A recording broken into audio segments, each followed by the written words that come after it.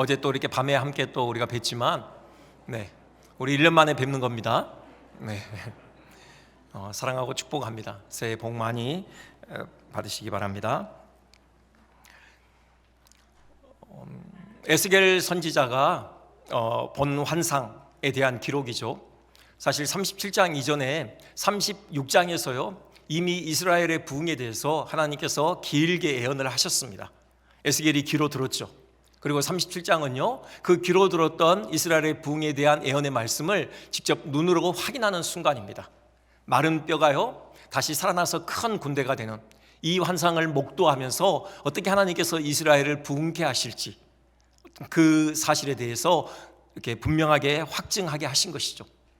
그만큼 하나님의 열심히 느껴지는 대목입니다. 하나님께서 반드시 이스라엘을 부흥케 하실 것이다. 하나님의 굳은 의지가 담겨있는 대목인 것이죠. 우리가 2023년도 오늘이 첫날이죠. 첫 주일 아침 우리가 하나님께 나아가 예배하면서 다시금 우리 안에 이 부흥에 대한 열망이 있었으면 좋겠습니다. 에스겔 선지자가 환상 중에 마른 뼈가 살아나서 큰 군대가 되는 그런 환상을 보았듯이 우리 안에 그런 부흥을 향한 거룩한 열망을 가지고 우리가 오늘 한 해를 시작했으면 좋겠습니다. 부흥 어게인, 다시 부흥이다. 하나님께서 다시금 우리 가운데 부흥의 은혜를 주시기를 사모하는 심령, 우리 모두의 심령이 되어졌으면 좋겠습니다. 한번 구체적인 그 내용에 대해서 생각을 해보겠습니다. 먼저는 마른 뼈가 상징하는 것이요, 과연 마른 뼈가 무엇을 상징할까? 하나님께서 해석을 주셔요. 이게 사실 14절까지인데 세 파트로 되어 있습니다. 먼저는 하나님께서 말씀하시고요, 에스겔이 그 말씀에 순종합니다. 그리고는 그 일이 무슨 의미를 갖는지를 해석해 주시는, 이렇게 세 부분으로 되어 있는데요, 11절에 보시면은 마른 뼈가 뭔지에 대해서 하나님이 친히 해석을 주십니다. 이 뼈들은 이스라엘 온 족속이라. 그들이 이르기를 우리의 뼈들이 말랐고 우리의 소망이 없어졌으니 우리는 다 멸절되었다 하느니라. 이스라엘의 지금 아주 비참한 상황을 상징하는 것이죠. 이들이 바벨론과의 전쟁에서 크게 패했습니다. 나라가 망했어요. 그 바벨론 군대의 그 군합발에 처절하게 짓밟혔죠. 예루살렘 성전도 무너졌습니다. 그리고 나라를 잃어버리고요 강제로 포로로 바벨론 땅에 붙잡혀 간 것이죠. 이 포로 신세가 된 이스라엘의 상황, 그것이 마른 뼈와 같다는 것입니다. 나라를 잃은 슬픔, 우리는 저는 직접 경험하지 않았지만 우리의 선조들은 경험했잖아요. 이들은 그런 슬픔을 겪는데요, 사실 이로부터 한 850년 전에 이미 그들의 조상이 그런 어려움 가운데 있었습니다. 바로 애굽의 노예 생활을 했었잖아요. 애굽의 바로의 압제하에 강제로 노역하던 그런 고통스러운 시절이 있었습니다. 그때로 다시 돌아간 것입니다. 근데 지금은요 그때보다 더 절망적이에요. 조상들은요 하나님께서 그들을 구원하시리라는 그런 기대가 있었어요. 언젠가는 하나님께서 우리를 찾아오셔서, 그 아브라함의 하나님께서 우리를 찾아오셔서 우리를 이 압제로부터 건져내실 것이다. 그런 기대를 가지고 하나님이 오시기를 간절히 열망하며 그 어려움을 참아냈었죠. 하지만 이들에게는 그런 희망조차 이제 없는 것입니다. 왜입니까? 하나님께서 그들을 버리셨거든요. 바벨론의 그 군합발에 처절하게 짓밟히는 그 상황을 하나님께서 모른 채 하신 것입니다. 감히 무너지리라고는 상상을 못했던 예루살렘 성전이 그들의 눈앞에서 무너지고 말았던 것입니다. 하나님께서 그들을 버리셨어요. 더 이상 회복의 소망이 없는 것입니다. 더 이상 기대할 그런 여지가 없는 처절한 절망 가운데 들어가게 된 것이에요. 그것이 마른 뼈와 같은 것이죠. 그것도 바짝 말라가지고요 건들면 부서질 것 같은 그런 소생의 기미는 전혀 찾을 수 없는 처절한 죽음의 한가운데 처해져 있었던 것이죠. 오늘의 상황에 적용해 본다면 이 마른 뼈는 무엇과 같겠습니까? 먼저는요 죄로 말미암아서 하나님을 떠나고 하나님의 생명에서 떠나서 영적으로 죽어있는 사람들의 실상을 가리키죠. 그렇죠? 여러분, 살아있는 것 같지만 하나님과 관련해서는 영혼의 기능이 다 죽어 있습니다. 하나님을 알지 못해요. 지금 호흡하고 있는 것이 하나님께서 공급하신 은혜의 결과임에도 불구하고 그 하나님을 알지 못합니다. 하나님을 알지 못하니 당연히 하나님을 사랑하지 못하죠. 하나님의 그들을 향한 그 사랑을 그들은 인지하지 못합니다. 하나님을 사랑하지 않으니 당연히 하나님의 말씀에 순종할 의지도 없는 것이죠. 살아있는 것 같으나 하나님과 관련해서는 아무런 영적인 기능을 하지 못하는, 영적으로 죽어있는 불신자들의 그 영혼의 상태, 마른 뼈의 상태인 것이죠. 성도들 중에도 그런 상황이 얼마든지 벌어질 수 있습니다. 거듭났다고는 하지만 아무런 생명력을 발휘하지 못하는, 마치 영적으로 죽어있는 것과 같은 그런 영적인 침체 가운데 있는 영혼들이 있을 수 있습니다. 죄를 짓고 회개하지 않으면 여러분, 하나님의 임재의식을 잃어버립니다. 영혼의 생기를 잃어버려요. 마음이 강팍해지게 되는 것입니다. 또 지나치게 세상 영광을 추구하다 보면은 하나님의 임재의식을 잃어버리죠. 마음이 메말라지는 것입니다. 또 복음을 알지 못하고 율법주의적으로 형식적으로 신앙생활을 하면은 여러분, 그 영혼도 생기를 잃어버리고 마음의 기쁨을 잃어버립니다.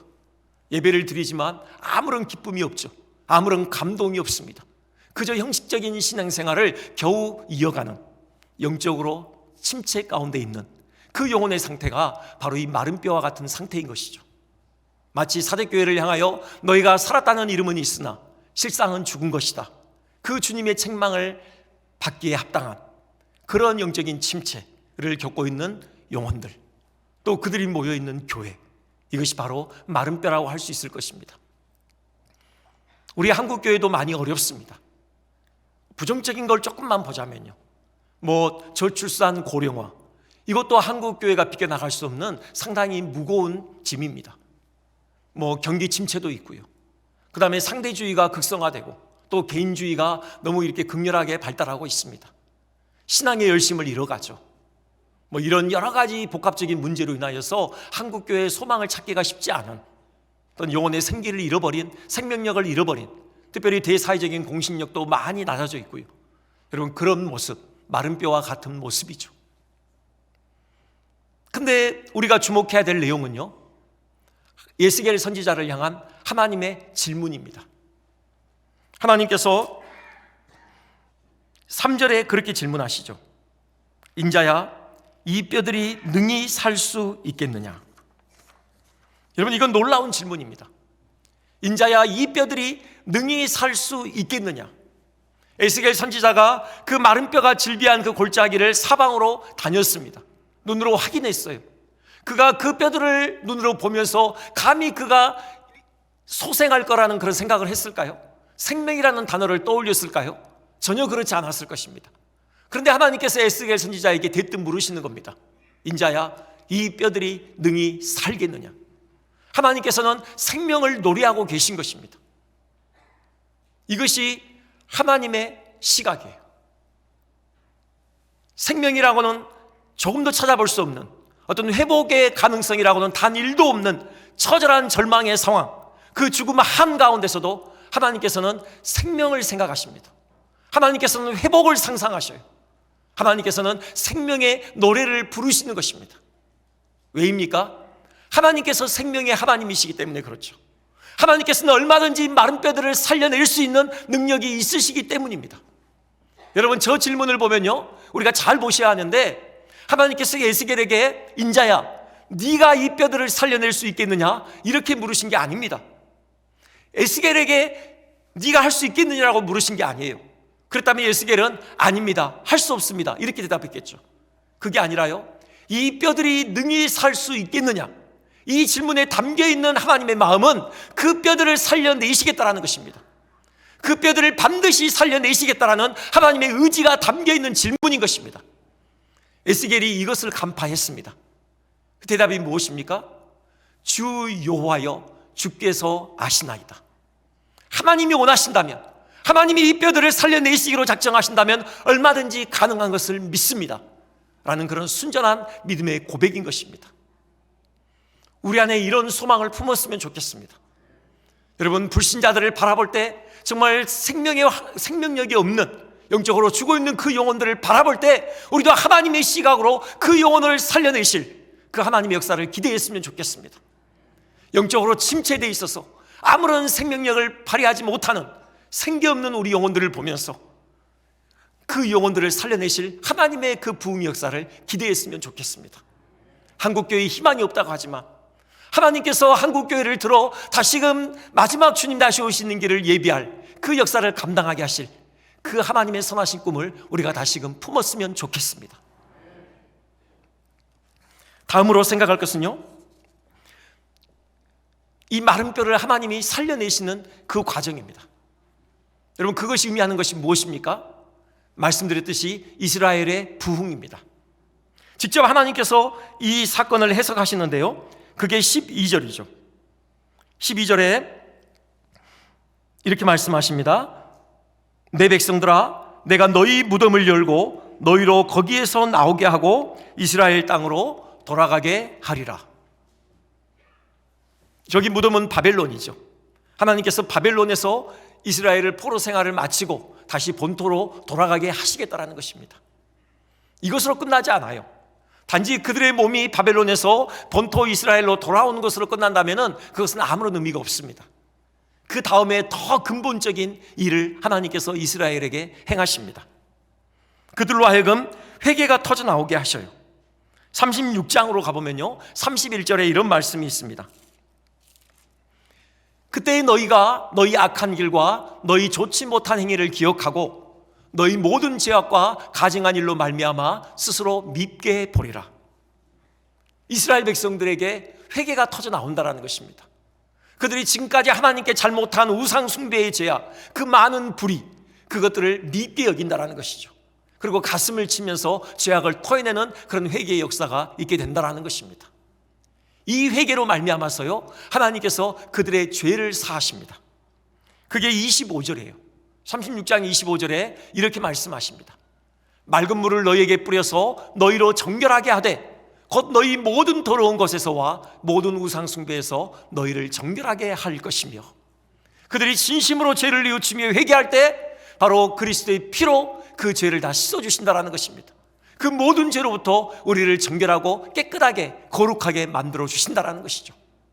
이것으로 끝이 아닙니다. 새 마음을 주십니다.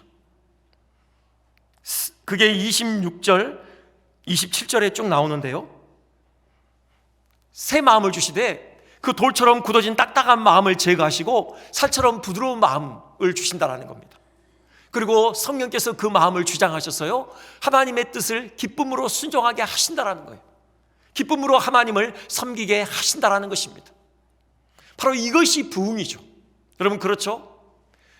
회개가 일어나고 그 회개로 말미암아 그리스도의 보혈의 능력을 경험하고 진정한 죄사함의 은혜를 감격하며 경험하고요, 또 하나님께서 새 마음을 주셔서 정말 하나님의 뜻에 기쁨으로 순종하게 되는 것, 이것이야말로 진정한 부흥인 것이죠.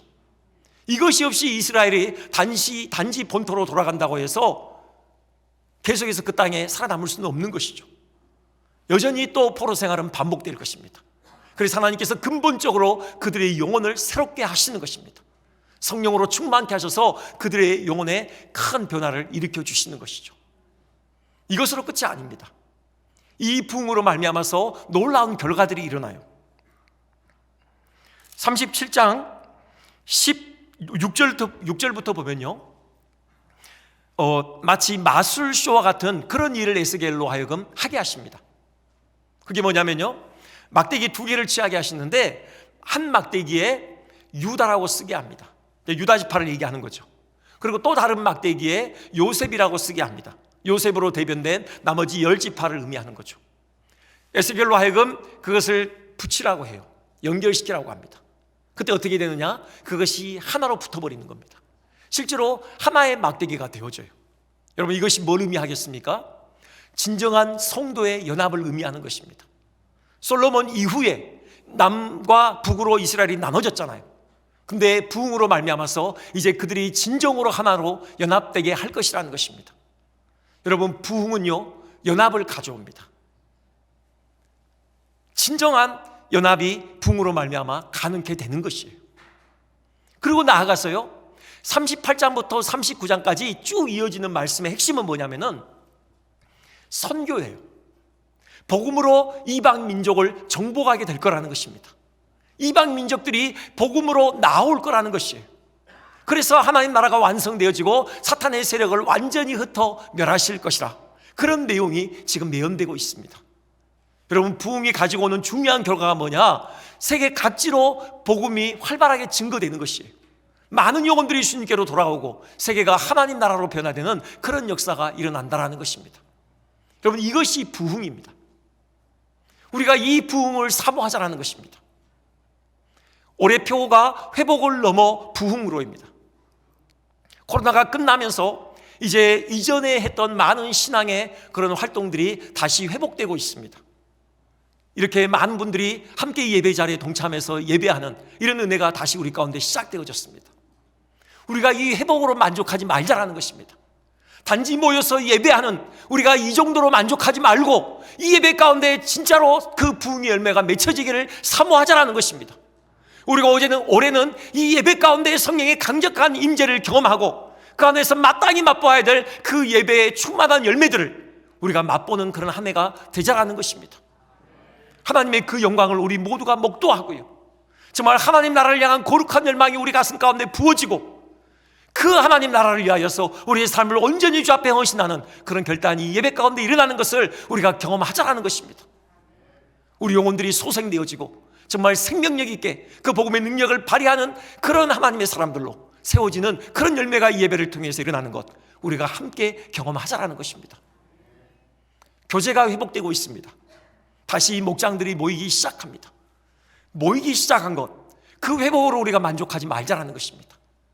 그 목장 모임, 그 성도의 교제 가운데 마땅히 있어야 될 부흥의 열매를 우리가 사모하며 그것을 경험하는 한 해가 되기를 간절히 소망합니다.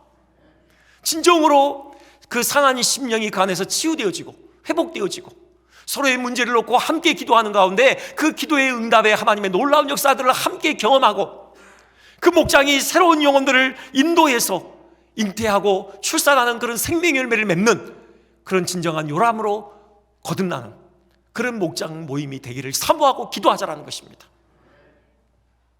전도 한 가지만 더 말씀드릴까요? 여러분, 전도가 회복되고 있습니다. 수요 미식회 우리 다시 시작했습니다. 여러분, 80명에 가까운 많은 아이들이 나와서 이 교회에 발을 들여놓고 있습니다. 단지 이것이 시작된 것, 이걸로만 만족하는 게 아니라요, 실제로 이 모임을 통해, 이 전도 활동을 통해서 영혼들이 주께로 돌아오는 생명의 열매가 맺혀지기를 소망합니다.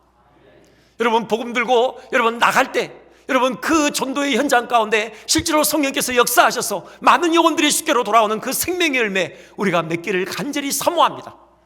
이미 말씀드렸듯이 올해 새생명 축제 하려고 합니다. 전도 대각성 집회 하려고 합니다. 여러분, 영혼들을 작정할 것이고 그 영혼들을 위해서 끊임없이 기도하고 우리가 정한 날 손을 붙잡고 그 영혼을 나와서 함께 예배하는 그 날을 우리가 맞이할 것입니다.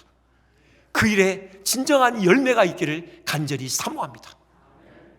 마른 뼈가 살아난 것 같이 회복을 넘어 부흥으로 전진하는 그런 도약의 한 해가 되기를 주님의 이름으로 소망합니다. 마지막, 이 일을 위해서 우리가 해야 될 분명한 일이 있습니다.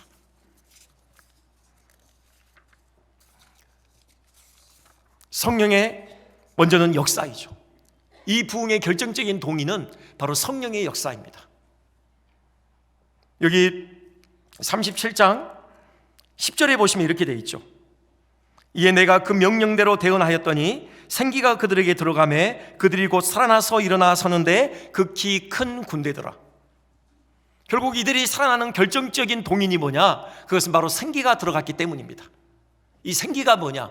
히브리어로 루아흐라는 건데요, 또 히라버로는 푸뉴마라는 건데 뭐 바람, 뭐 영, 여러 가지로 번역될 수 있는데요, 결국은 성령 아닙니까? 바로 성령께서 우리 가운데 역사하실 때 이런 부흥의 열매가 맺혀지는 것입니다.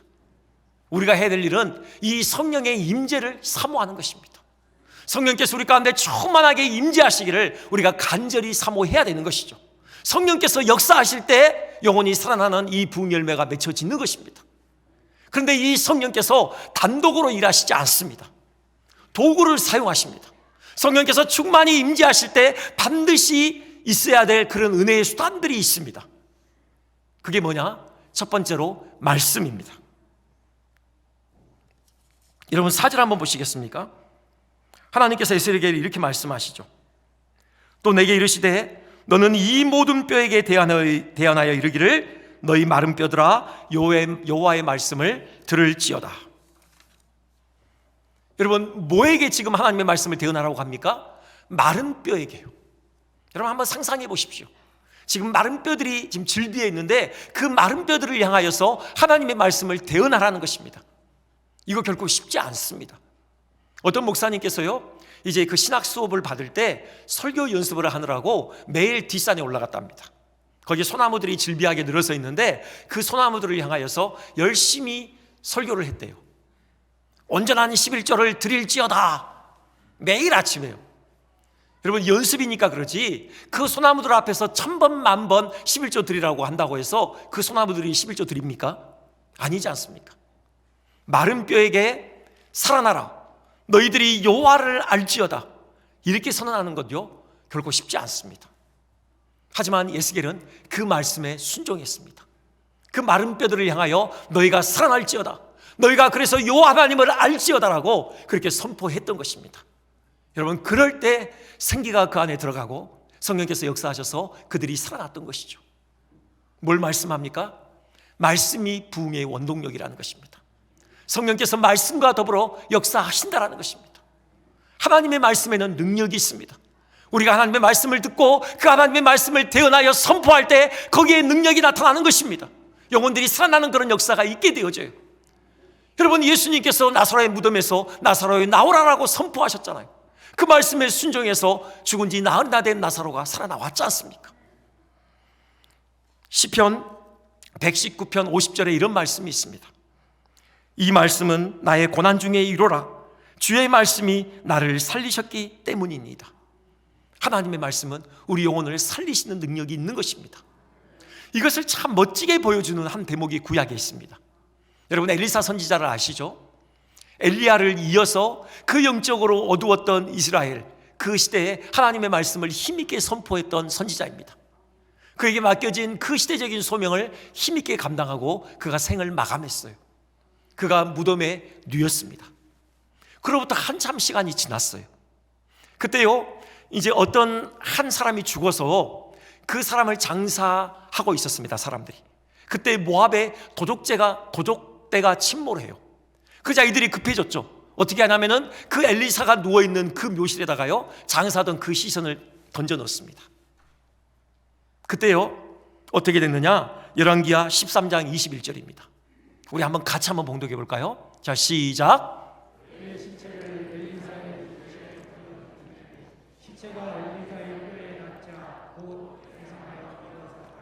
아멘.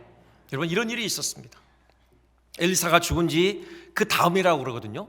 이미 다 썩어서 뼈가 됐어요. 그런데요 그 시신이 엘리사의 그 뼈에 닿자마자 회생하여 살아난 것입니다. 말씀을 선포했던 하나님의 선지자죠. 하나님의 선지자의 그 뼈에 시신이 닿았을 때 그 시신이 살아나는 그런 역사가 있었어요. 여러분 무엇을 말씀하는 겁니까? 말씀은 영혼을 살리는 능력이 있다는 것입니다. 이 사건처럼 말씀의 그 소생하는 능력을 보여주는 다른 사건은 없는 것 같습니다. 여러분 이것을 우리 믿읍시다. 여러분 열심히 하나님의 말씀을 들읍시다. 열심히 하나님의 말씀을 읽어냅시다. 열심히 하나님의 말씀을 공부합시다. 깨달은 대로 그 하나님의 말씀을 열심히 선포합시다. 우리의 그 선포 가운데 성령께서 역사하셔서 영혼들을 살려내실 것입니다. 우리가 하나님의 말씀의 사람이 될 때 우리에게 접촉하는 사람들마다 그 영혼이 살아나는 그런 역사가 있을 것입니다. 한 가지 더요. 당연히 나와야 될 또 하나의 은혜의 수단이 있죠. 바로 기도입니다.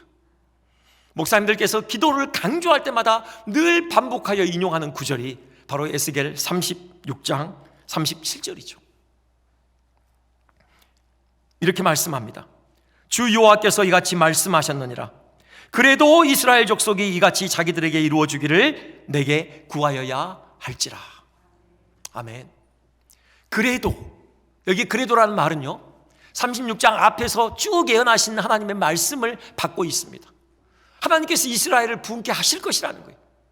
하나님께서 반드시 이 일을 이루실 것이다 계속해서 약속하셨습니다.